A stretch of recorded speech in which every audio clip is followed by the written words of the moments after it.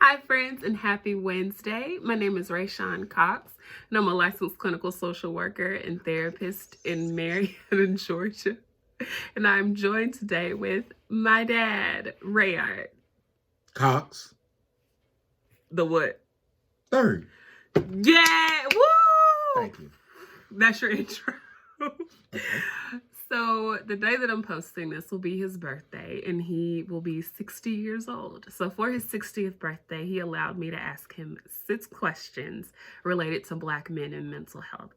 So for starters, what was the kind of thoughts on mental health and therapy while you were growing up?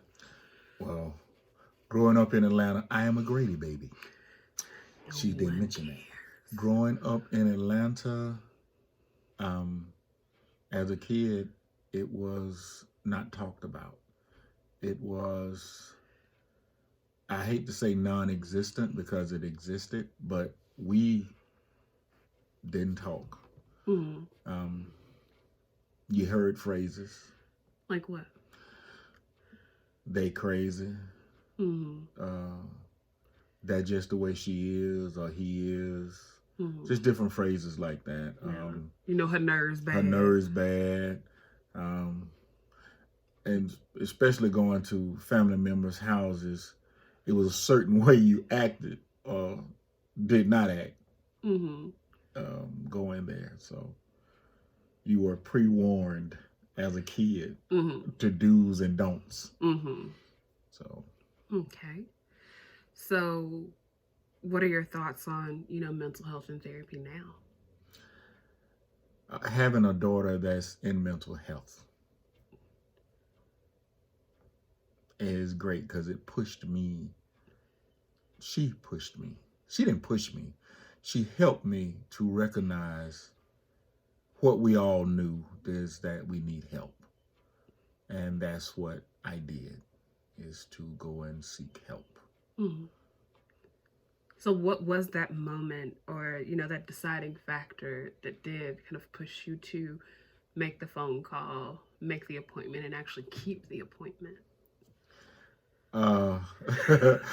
Well, other than the pressure for me. It wasn't pressure. It was, to me, I call it love. And what I guess you would say put me over the edge to go and finally seek help was a lot of grief at a short period of time.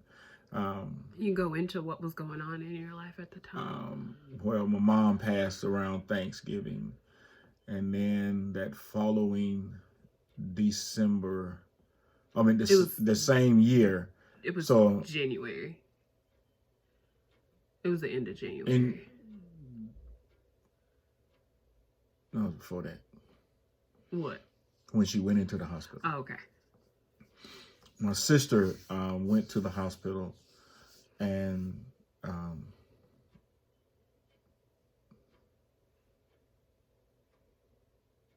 passed. And you okay? I internalized it because I was still trying to figure out how to grieve for my mom, and now my sister's gone. And even though I'm the baby, I call them they're younger than me. But and so just trying to deal with that amongst other just things in life, I knew I needed to get some help, or as they say, I was finna go crazy. I hate to use that word. Sorry, I know she don't like it, but or break down. Let's put it that way. Okay. All right.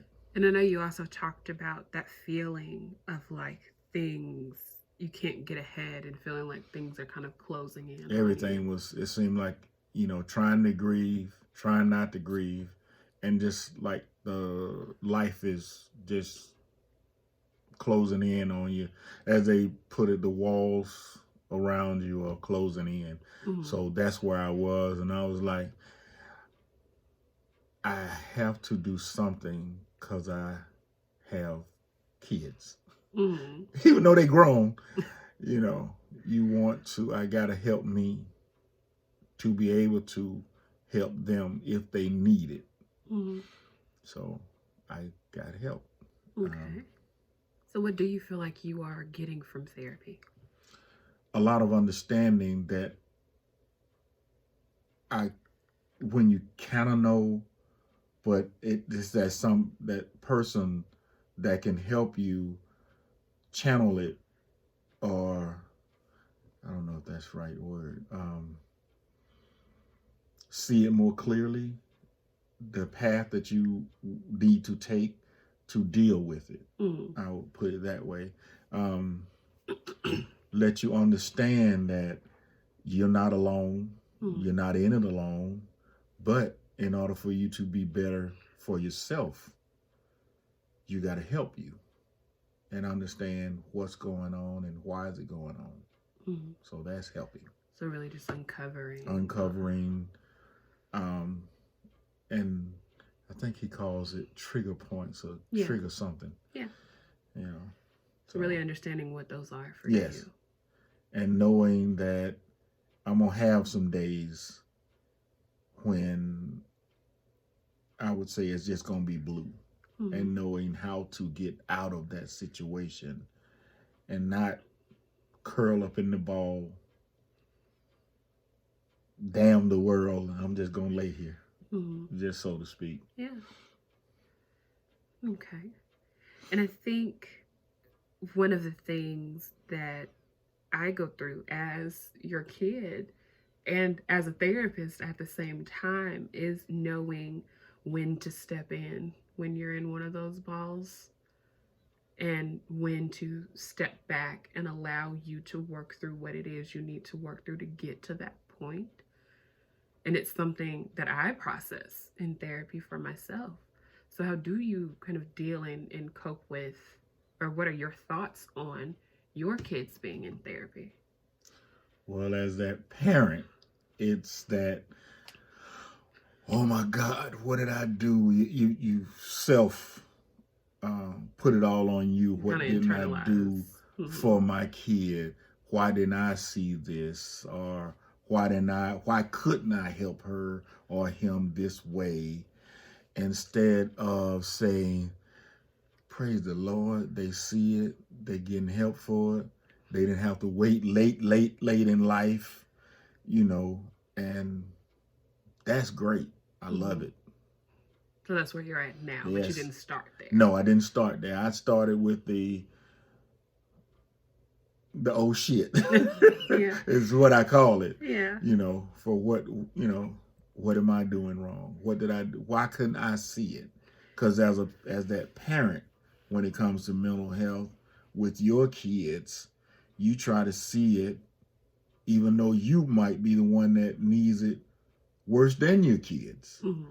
But that parent in you wants to make sure that your kids are always okay. Mm-hmm. So.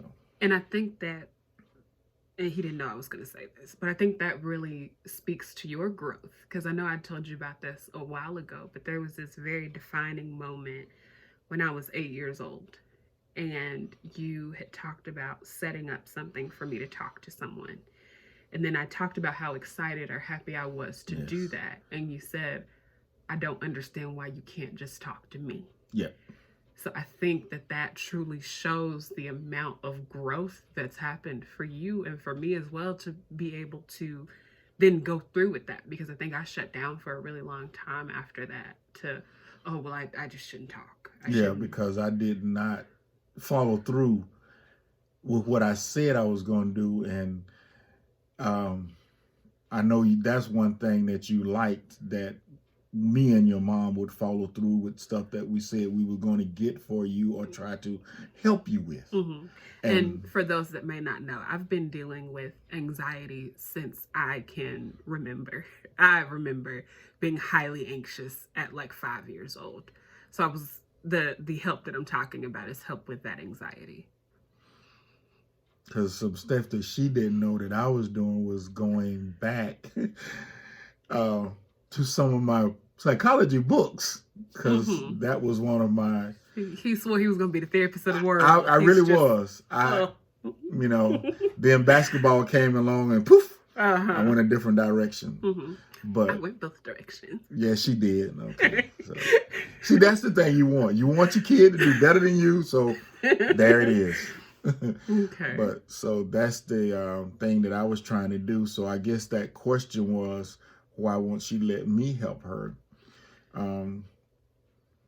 Since I was the closest thing to trying to get to being a therapist and not recognizing that she needed more than I could give her as far as trying to be a therapist.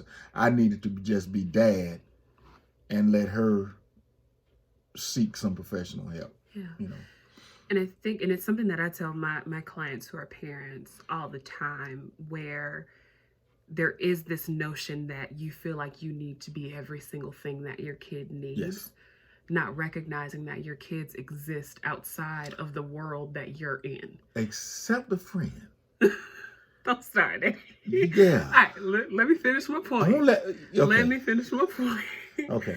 I think people forget that, their kids exist outside of their realm. Yes. So it's going to be extremely difficult, quite literally impossible, to be every single thing that they need. But that's also making them extremely dependent on you all, and that autonomy isn't there. Yeah, that's true. So I think as parents, you all do put a lot of pressure on yourselves to try to be perfect, to try to get them any and everything that they need. And then it takes toll on you because you're not living up to those unrealistic standards. And it just kind of starts that cycle all over again. The way you were taught to be a parent. Yeah.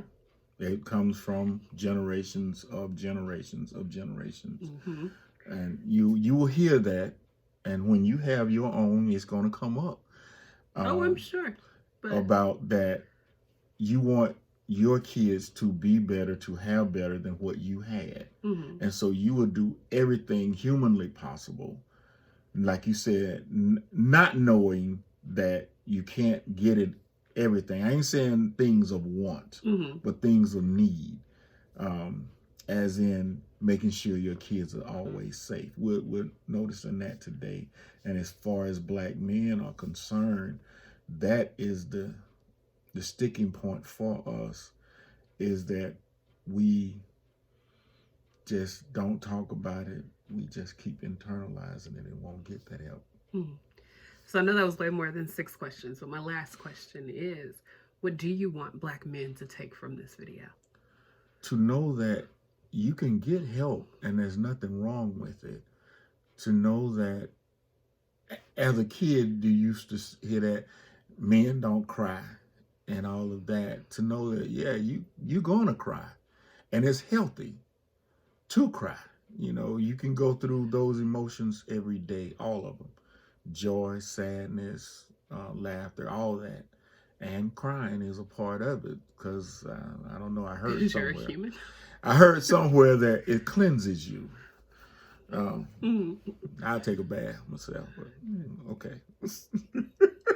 A shower, because I ain't getting out in the tub. Okay.